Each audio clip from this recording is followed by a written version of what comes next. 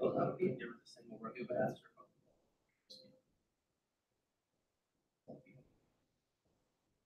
He had 6 touchdowns. They're like, oh, what? Maybe couldn't even do that.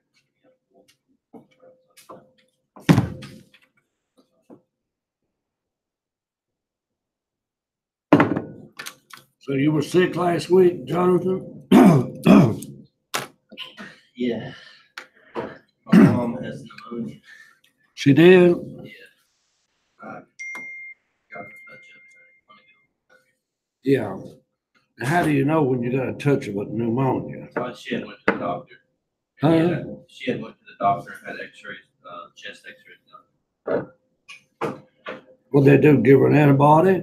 Yeah, they give her steroids, a whole bunch of medicine, breathing machine.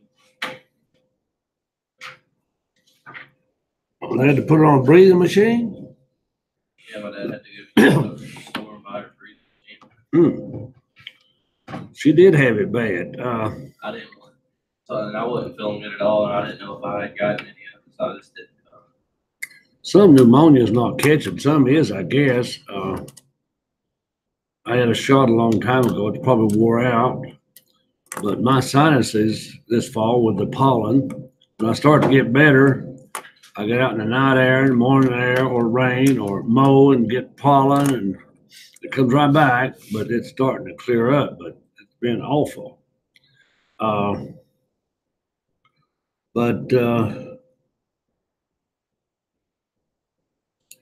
Anyway, never got my PowerPoint straightened out yet. Last Thursday, we went over some problems. That's about all we did. Just had Clayton here. And it was 1/6 of the class. Got 2 guys here today. That's 1/3 of the class. 2 out of 6. Get these fractions down. If Clayton shows up, we'll have half the class, up from 1/3 to 1/2. But anyhow, we're putting these 3 chapters together, chapter 5, 6, and 7. I skipped over to itemized deductions because I wanted you to be thinking about them, learning some things about them. And itemized deductions were a little more complicated before Trump came out with that new tax plan. Medical's about the same. There's limits on probably state income tax deductions. And you have to get over 12,000 if you're single, because you get a 12,000 standard deduction flat off. Take it or itemize.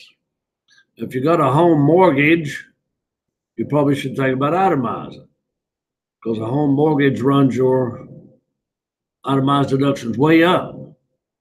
And if you have a lot of contributions, if you believe in giving 10% tithes, that can run your itemized deductions way up. And your state taxes can run your itemized deductions up pretty good, and your personal property taxes. So those are the big 3: taxes, interest, medical, contribution, big 4. And then there's a lot of miscellaneous we haven't went over yet. We'll go back and tie chapter 6 in a little bit with chapter 5. We'll still review chapter 7 before we have a test. And that'll be your second test. Hopefully we'll get in 4. We may only get in 3. Midterm grades are coming out this week. I'll base it on your first test.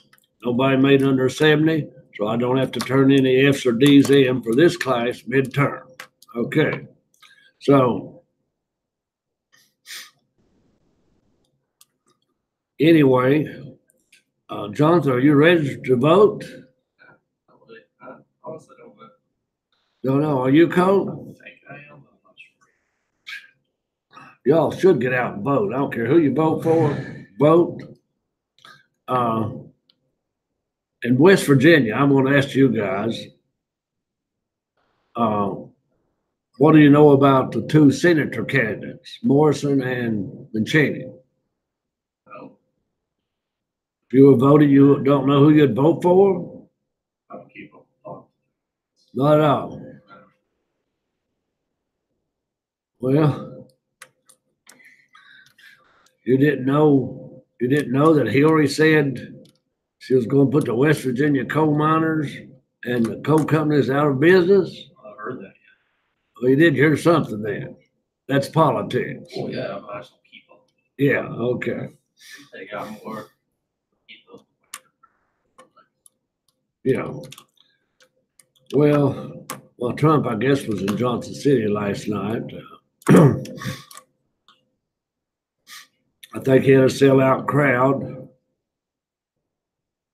If you like Trump, you think he's doing a good job. If you don't like him, you don't think he's doing a good job.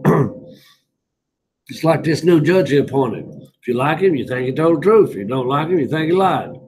So I don't express my opinions on politics. And we got a couple of professors here. They probably do. And they're hard-headed this or they're hard-headed that. So anyhow, a lot of professors and a lot of the universities, they came out strong against the president. I don't think they should do that in a classroom setting. They should not use their position to influence students. Tell them to go vote, yes. All right, we're back on this same situation here. Chapter 6, we've had a little of this before. Distinguish for and from AGI. And chapter 6, we've got to put chapter 6 and 5 together and do a Schedule D. Cole, do you remember what we subtract from AGI?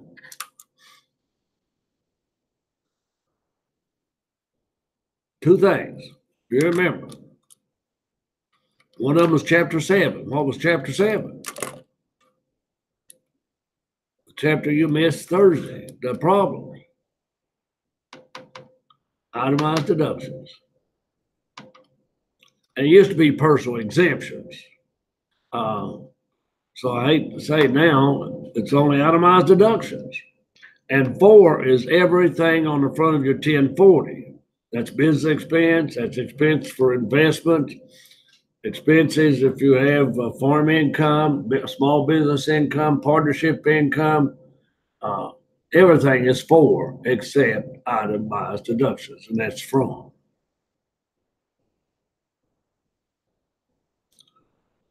All right. The cash and accrual method, I think you all know what that is by now. And I've done a lot of taxes, and one of these coal truckers, I did taxes for a trucking company that had 18 or 20 coal trucks. They used a cash basis. Now they'd run out in December and buy 20 big truck tires that cost $5,000 a piece. I mean, $500 a piece. That would give them a $10,000 deduction as long as they paid cash for it in December. They didn't have to put them on the trucks. They just bought them and put them in storage to get a tax deduction because they were on a cash basis. And if a mining company owed them money and they didn't get it until January, they didn't count it in December. That's what the cash basis is. And you know what the accrual basis is? That's all we study in accounting is the accrual basis. Of course, in taxes, the accrual basis differs just a little bit on a few things, such as some prepaids and so on. All right. Compliance. Now you guys will have to take auditing. And there's 3 types of audit. There's a financial audit. That's just auditing your income statement, your accounts receivable, your assets. And then there is IRS. If they do a compliance audit, they're checking to see if you went by the IRS rules. Compliance. All right. There's one other kind of audit. I was talking to one of our senior students, and she's wanting to work in auditing. as an internal auditor. Now, you can be an internal auditor without a CPA. You can be a state of West Virginia auditor without a CPA. You can be an internal auditor without a CPA. You can do compliance audits. You can do financial audits. Darn it, there is a third one, which I forgot. So I haven't taught it in about 6 years. But anyhow, if you want to do a financial audit, though, for another company, you got to have a CPA. You might be able to help on that audit without a CPA, but you can't do it without a CPA license.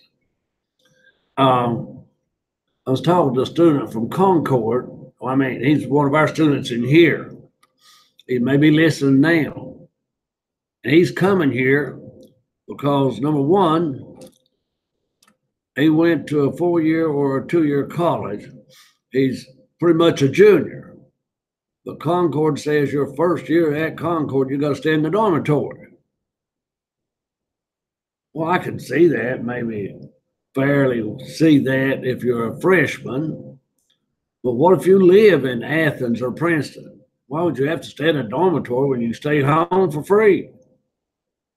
That's when I can't see it. Now, one other condition they had, if you set for your CPA, you had to sign an agreement that you would take your extra 30 credits. You got to have 150. You get 120 here. And if certain courses, you could have got half of the 30 here probably and taken 15 somewhere else. But Concord accounting students had to sign an agreement they would take their extra 30 credits from WVU. Now, I don't think one school should dictate what other school you go to when you leave here. When you leave here, I'm just glad I've got another student. I've got Jarrett Brown, graduated last year. He's at Virginia Tech. Now, Jarrett Brown was a straight A student here. He said he was happy with B's at Virginia Tech. So if they're just a letter harder, that's not too bad.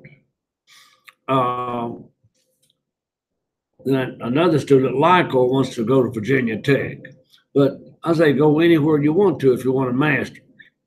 I don't care if you go to Marshall, Virginia Tech, UVA, WVA, WVU, what have you. But just go. Or get those hours if you want to be a CPA.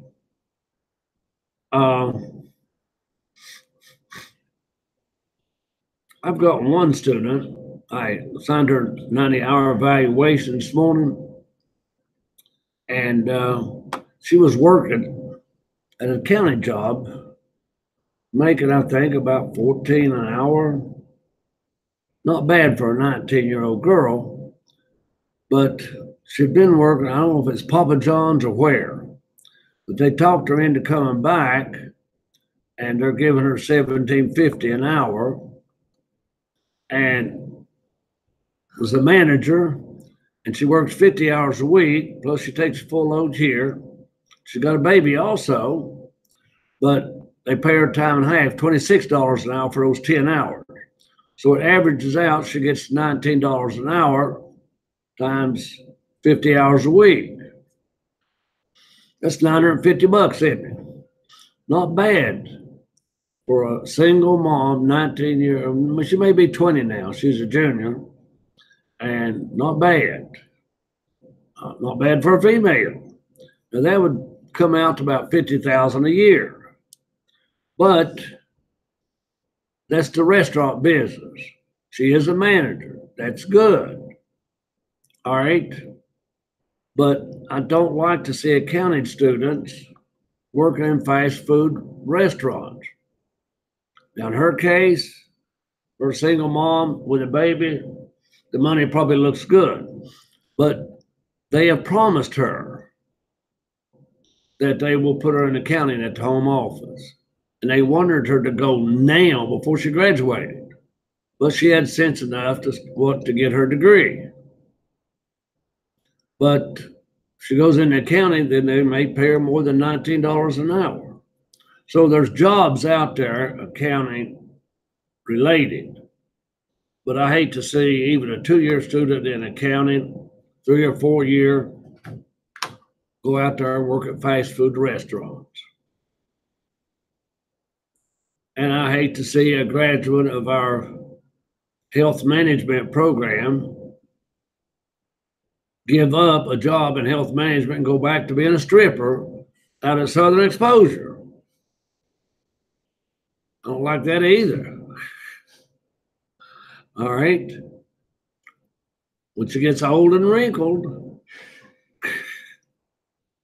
all right, you can read the rest of the story on your own. Anyhow, we know what income is taxable. We had 2 chapters of what's taxed and what's not taxed. That's Internal Revenue Service Code. And we know that deductions are not allowed unless they're allowed. Makes sense? There's conditions on deductibility called parameters. All right? We know we can deduct certain itemized deductions.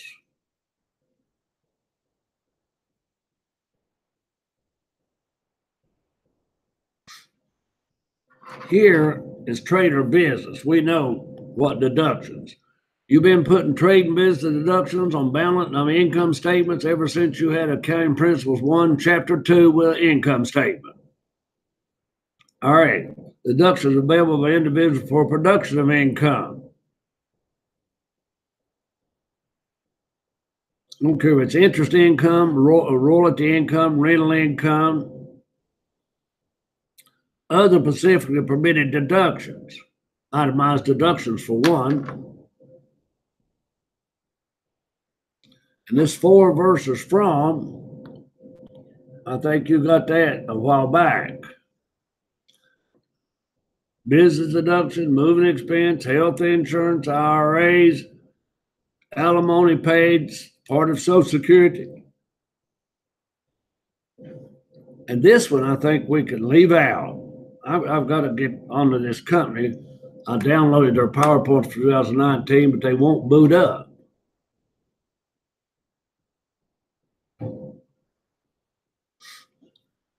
For AGI, business expenses, losses, expenses for rent and royalty. Then you got retirement plans that are deductible, student loan interest, penalty on your CD, alimony, half your Social Security taxes, moving expense. Now, what page is a 1040 on in your book? They should come out soon with the new 1040s for 2018.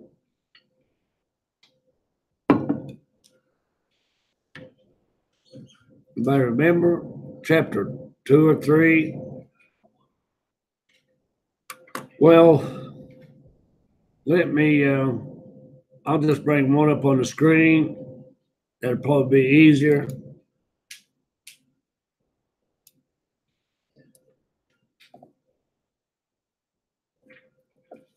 It's 3-32. All right, 3-32. I'll bring this one up anyway.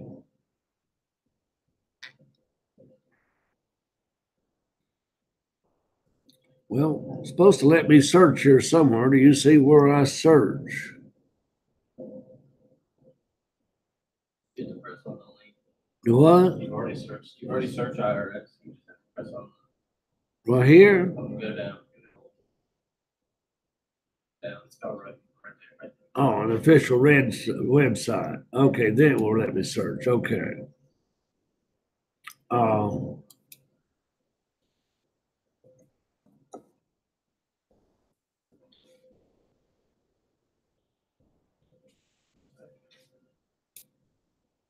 There was a 1040 already there, but I went too fast. So I'm keep hoping I bring up a 1040 on this thing that it will show me a new form, but it's not. It's the old form. All right, now any anything here is the deduction for AGI.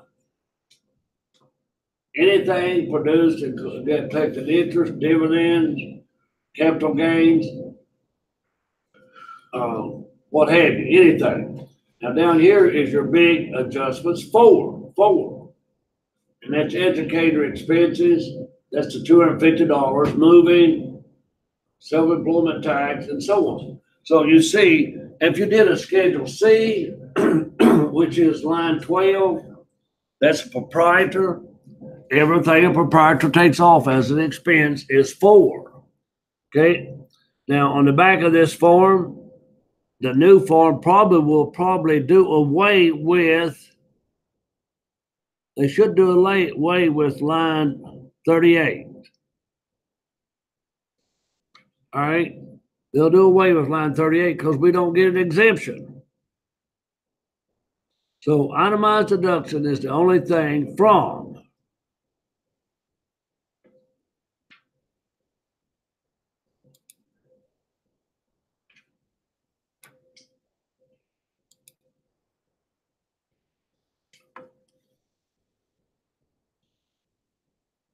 all right. Where are they recorded on Form 1040? Certain expenditures must exceed a threshold amount. Medical expenses over 7.5, in some cases 10. Cash and losses, you take out 100 plus 10%. Miscellaneous is 2%.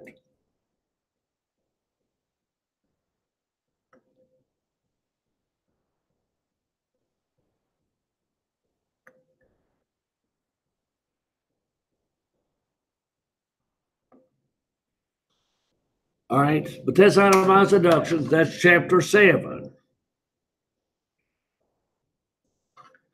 And there's limitations here. 50%, 30%, and 20%. Now, these we will look at again in chapter 7.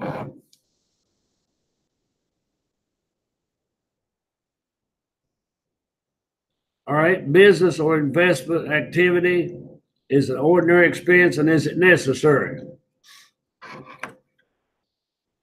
All right, is salary expense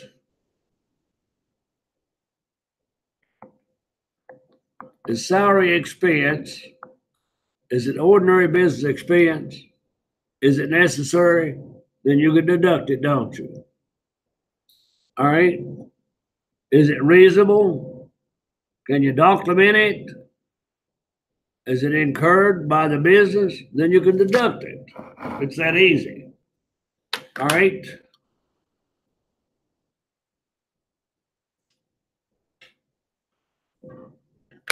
All right, back on this documented situation. Maybe, there we go. Can you document it? It's good to have a receipt and a canceled check. No business should pay a lot of things with cash. It should be by check or credit card. All right. Now, for example, take a charitable donation. IRS likes you to have a statement from the church plus a canceled check. But a statement from the church they like better.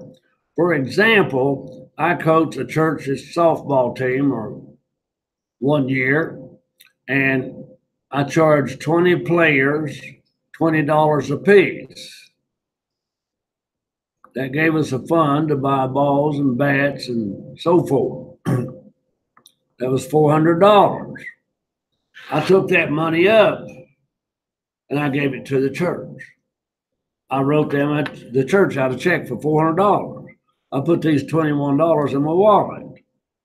Now, if I was doing my charitable donations, I could actually be dishonest and count $400 donation to the church because I wrote the church out $400. But I did not make a donation. Now, the church took that $400 and they would buy our balls and bats and our expenses. Okay? That's why it's good to have a statement from the church.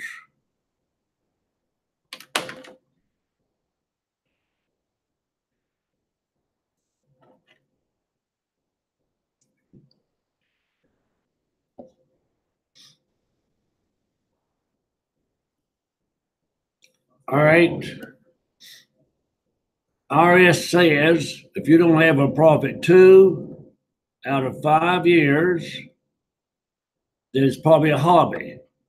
IRS has tried to declare some farmers that have small farms and they've got a loss. Well, a loss helps your other income. It's deducted from your W-2 wages. So I had a farmer one time, he had a loss every year. But he could prove to IRS with his land and his cattle and his equipment, he was trying to make a profit, but he had to prove it to IRS. But now if he had a profit for 2 years, there'd not have been a problem. Now, when I did a farm return for him for many years, I had to appreciate feeding troughs, fences, gravels on a road. This same guy had a parasail on the lake. I had to look up and see how to depreciate a parasail. So he came up with all kinds of crazy stuff to depreciate. All right. Expenses must be ordinary and necessary. We mentioned that.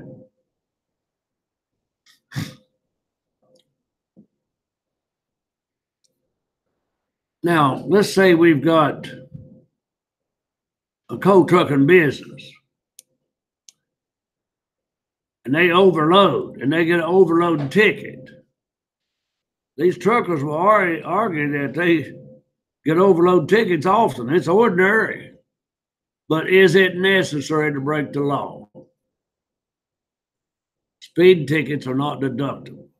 Illegal activities are not deductible. All right. As I mentioned, is it a hobby? Is it personal? Is it business?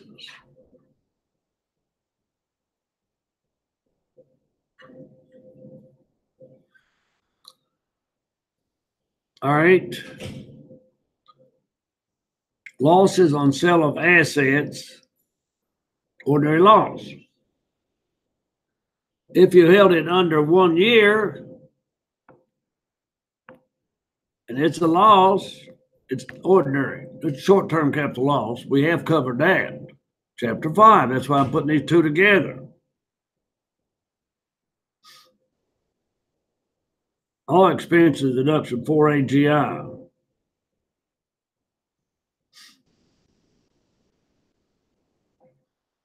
Do you have any idea what a 179 deduction is? All right. Chapter 10 is depreciation. And 179 deduction is, IRS expanded that.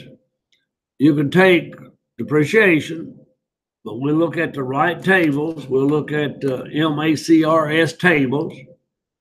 Whereas in accounting, you deal pretty much with straight lines, sum of the year digit. Intermediate will probably teach you sum of the year digit depreciation. It's totally useless.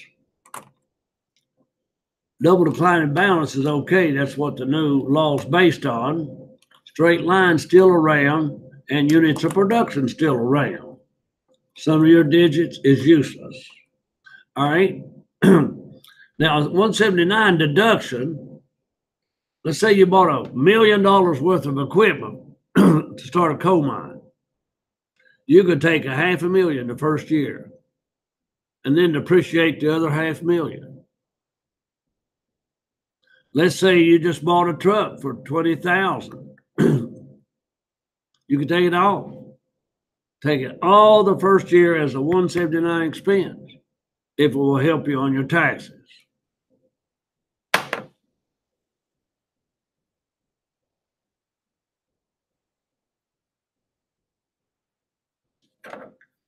So if you hold something as investment, whether it's land or stocks or bonds, excuse me, Loss on the sale of these assets is a short-term capital loss. Now, there's a long-term capital loss that is limited to $3,000 per year. We've got to tie chapter 5 and 6 together. All these, let's see, deduction from AGI and may be subject to income limitation or threshold. That might be an itemized deduction. I'd have to think about that. Legal and accounting fees, you know they're deductible. Now, 100% deductible on Schedule C or E or F. But if it's an individual, you take out 2% of your AGI when you add in tax preparation fees. Legal fees,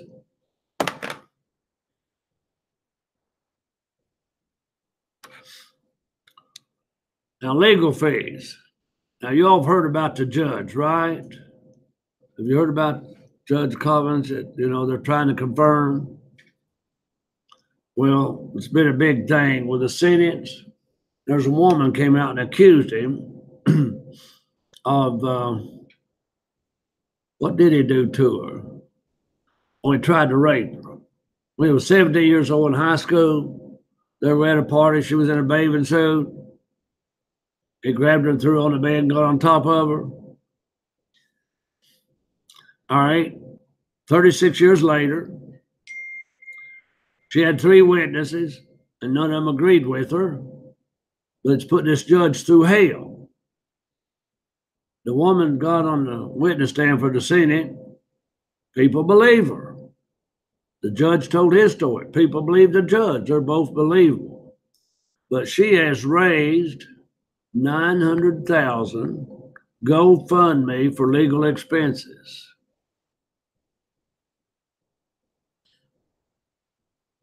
All right. So I think one lawyer, from what I heard, his firm didn't want to take her case. This one lawyer quit his firm to take it because he knows he can get a big hunk of that GoFundMe. A lot of money. You've seen these GoFundMe pages or ads, haven't you? Now, if you go through GoFundMe, in most cases, they take out 1%. But if you send it to that person direct, you don't have to pay anybody else. Certain expenses which would be deductible may require to be capitalized. All right, that's a big word. And no accounting major should graduate from Bluefield State. If you miss that on an exit test, if you miss what this is on an exit test, they should require you to go take another year of accounting class before you graduate. So does either one of you all know what capitalization means?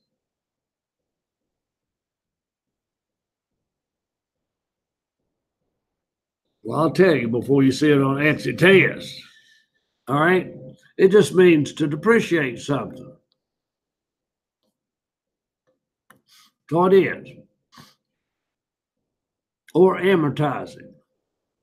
Or depletion. That's capitalization. Depreciation, amortization, depletion. Now, salary expense is a revenue expenditure. A new roof on a house may be a capital expenditure. If you just bought the house and you're renting it, must be capitalized if it provides a permanent improvement or betterment. You remember those little old journal entries of principal, betterments, and improvements, extraordinary gains and losses? We won't go into the accounting part of it.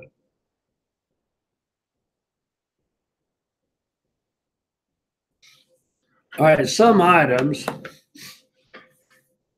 Let's take a pencil sharpener.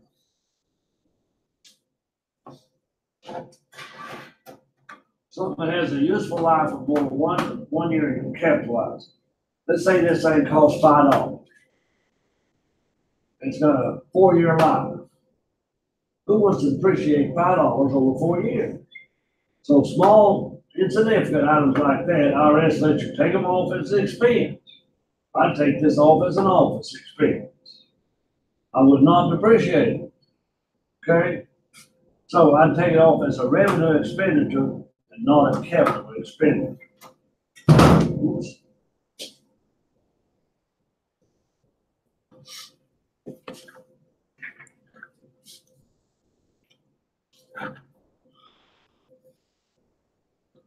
All right, you can capitalize items that normally would be deductible. Interest and taxes incurred. All right, let's say you are building a warehouse to rent. The interest and taxes you pay on while you're building, you can add on to the cost and depreciate it, capitalize it. Property taxes, interest, carrying charges, and so on. All right, if you bought a coal truck, $100,000 coal truck, and you pay $3,000 in sales tax, you add that to it and capitalize it. That's when taxes are capitalized.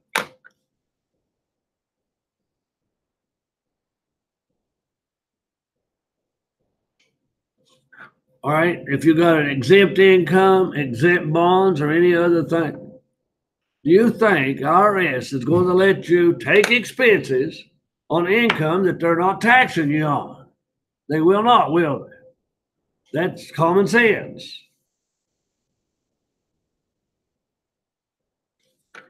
Expenditures contrary to public policy, illegal. Illegal expenses. Now, let's take illegal moonshining. That's a business. But illegal moonshining can have legal expenses. The cost of that sugar and that corn, if they did a tax return, would legally be deductible. And legally, they're supposed to report the illegal income from moonshine or prostitution or black market of anything. All right.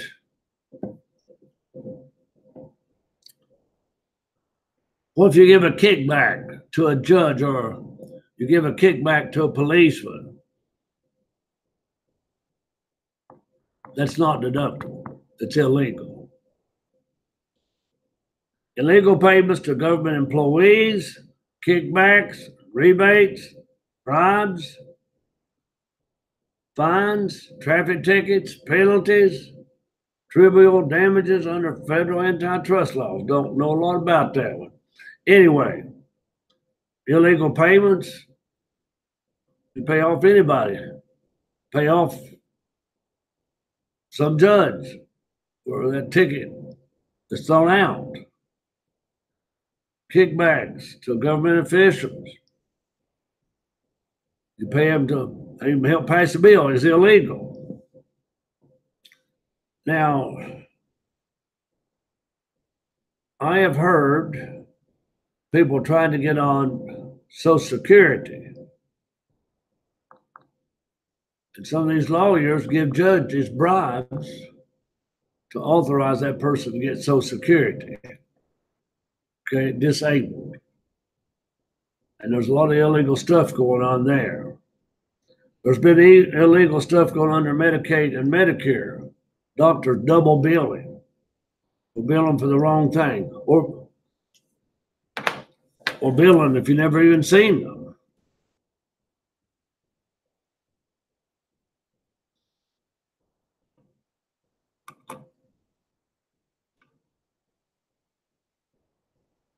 All right, now let's see if I was right. While bribes, kickbacks, and fines for illegal acts are not deductible, ordinary and necessary expenses in running an illegal business are deductible. Taxpayers must report income from an illegal business. Now, does West Virginia still have a lot of moonshining? Don't know. You ever went out and bought any coke? Not in a while. All right. Of course, moonshine down in Pigeon Forge. I was down there a couple of weeks. They got all these moonshine places set up and tasting, and Tennessee's first legal moonshine. I don't know if it's the same as the old White Lightning or not, but now West Virginia, North Carolina, and Kentucky, three big moonshining states. I think they still are. But now, way back when alcohol was illegal, now I've also went through some dry counties down south, a dry county in North Carolina or a dry county in Georgia.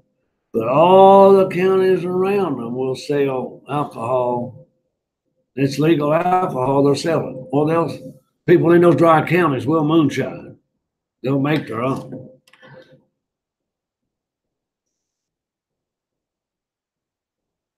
But now look at this one now. Read that one carefully. You know what drug dealing is, don't you? So I'm talking about moonshine and prostitution. All right. Drug dealing, you can't take any expenses. Of course, you're not. A drug dealer's not going to report his income either, is he? What does it mean by trafficking? Trafficking, any idea?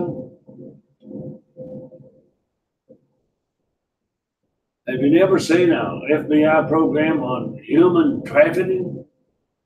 What is human trafficking? Sell people. It may even get into prostitution, maybe, because it's trafficking. Of course, in Vegas, prostitution is legal. Never been to Vegas, have you? I went one time, and I thought I was picking up a used car book down the corner. So I got a habit of reaching the machine and getting out a book. I started looking at that thing. It was women all over Vegas. They were advertising sex is legal, prostitution. You could go to the 20-year-old page, the 30-year-old page, the 50-year-old page. You can go to the black page or the white page or Hispanic. So you could get any race, any age, blonde, brunettes, redheads. That's what they had in that magazine. Okay. It was nothing to do with used cars. All right, lobbying and political. We've got a lot of this. Lobbying in order to influence legislation are not deductible.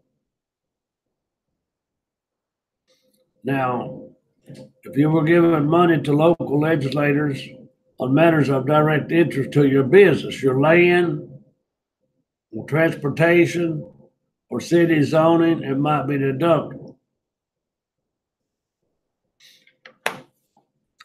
All right. On your 1040, what page was that on, Cole? Yes. All right. Look at the main top. I won't bring it up here. Look at the main top. Is there a place up there where you can check for political donation? Up here somewhere. How much is it? Presidential election name check here. If you else is filing totally $3 to go to this one. All right, $3 does not come out of your refund. It comes out of what you paid already. And that's what they're using to fund campaigns. You should not lobby. Now, I know of big coal companies. They couldn't deduct this as an expense, but was it illegal? They gave each candidate, the Republican candidate and the Democrat candidate, $500,000 apiece. No matter which one won, they probably would like to get some favors. So Do not try to get favors and deduct it on your taxes.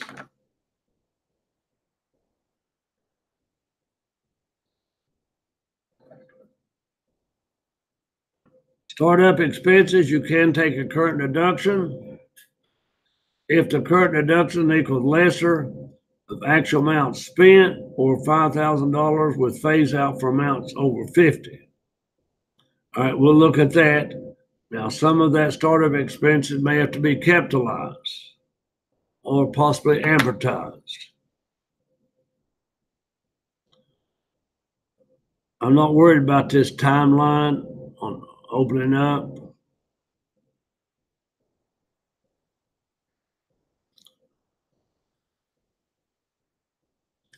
All right. Even on a cash basis, be careful of prepaid expenses.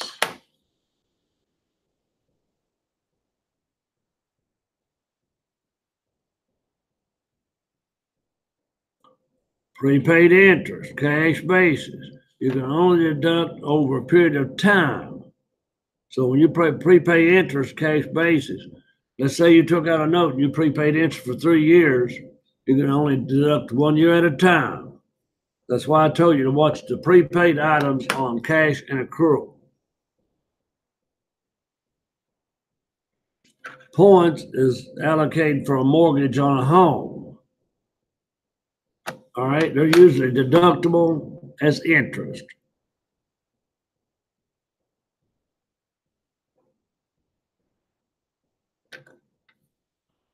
Taxpayer can deduct amounts paid for accrual basis on advanced tests, economics performance.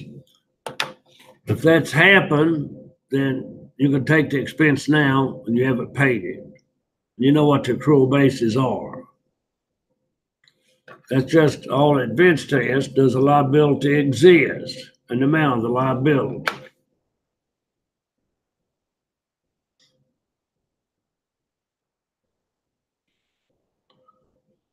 All right, now worst sales, we're going to have to look at that part in the book real careful and some problems.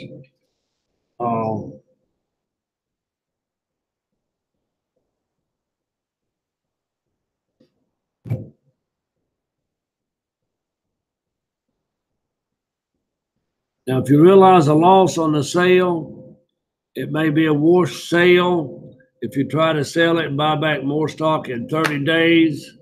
So we'll have to look at that. We'll look at related parties.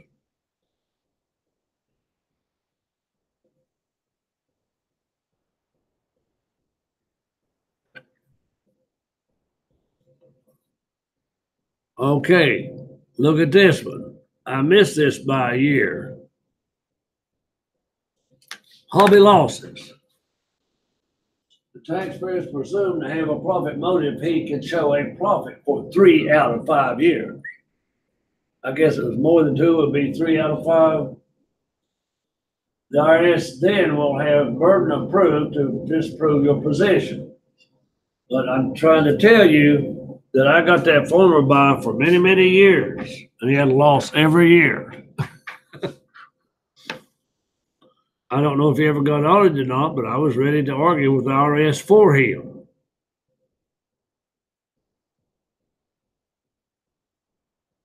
Now, if it is a hobby, you can still deduct expenses up to income.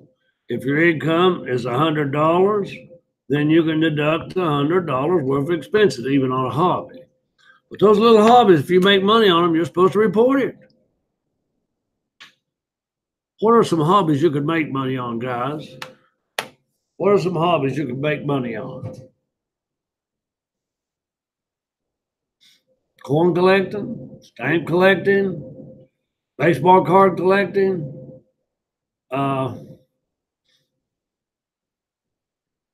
glass collecting, you know, there's all kinds of collecting stuff. I got a nephew in Michigan 3 or 4 years ago. First off, he made some money just on dealing in baseball cards. And later he started making money and buying back gold. He made a clear $1 million 1 year in buying gold from people, 14 karat gold, 10 karat, and separating it, melting it down and selling it to manufacturers.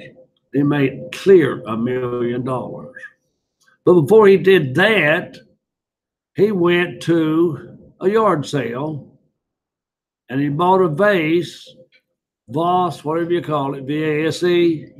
Some people call it a vase. Okay, he bought it for $5. He sold it for $10,000 a week later.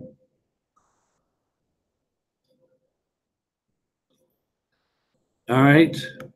Now he does stuff like that. He was showing me pictures of a car.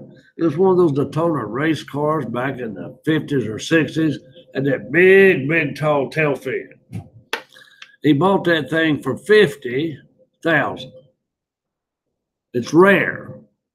He put 50 in it to completely restore it. He had every bolt nut taken off of that thing and cleaned or oiled and put back.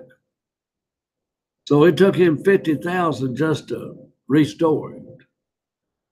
That's $100,000, but he's been offered 3 or 4 times $300,000. So that's a hobby of his. Now, when he sells that thing, I don't know if he'll turn that in. And collecting those glass jars and selling them was a hobby. The baseball cards was a hobby. He made money. He was supposed to turn it in. So IRS did get him one time. All that gold that he was buying and reselling, I don't know how they got him, but he ended up having to pay IRS about $40,000. They got him one time, I know of. Okay. Vacation homes. All right. Do you know anybody that has a vacation home down at the beach? Probably know somebody that has a vacation home at the beach, don't you? All right. If you stay at less than 14 days, or let's say you're in it for 300 days times 10%, you can stay in that home 30 days and still count it as rental property and deduct all the expenses as rental property. Now, if you don't do that, you got to prorate it. Let's say you stayed in it 100 days and you rented 150. Then you got to prorate the expenses. That'd be 40% and 60%, I guess.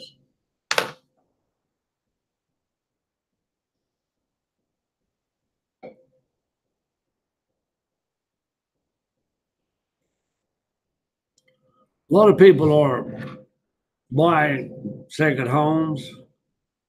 I would hate it to have one.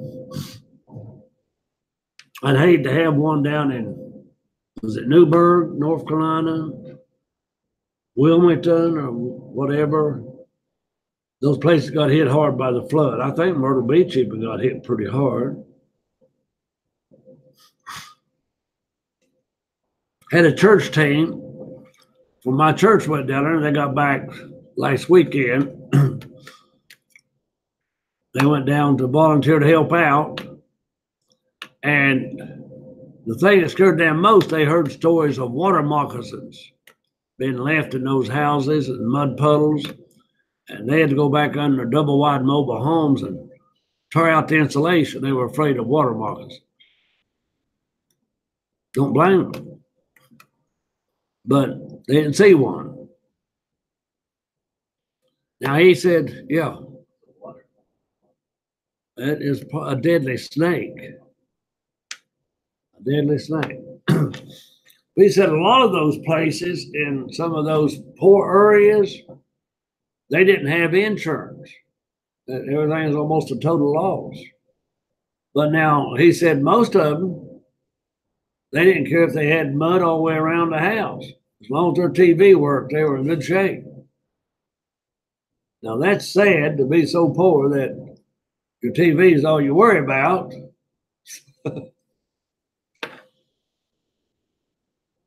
All right, but we'll be looking at this later. Personal use versus we'll look at this formula.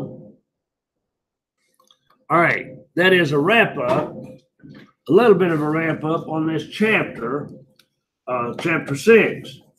Now, we'll go back and look at a couple more problems. In chapter 7, we're going to do an itemized problem, tax preparation problem. But I want you to read chapter 6 real well. Always be working on even problems in any chapter. So we're going to lump these 3 chapters together, and it's a pretty good hunk of material to cover. Well, in chapter 6, the old PowerPoints are still good. If you thumb through chapter 6, hobby activities, everything I've mentioned today on the accrual method, cash method are the same. So let's put chapter 5, 6, and 7 together, and we'll have a major test sometime. Well, that is the chapter, so I won't go into anything else today, and I'm going to let you go.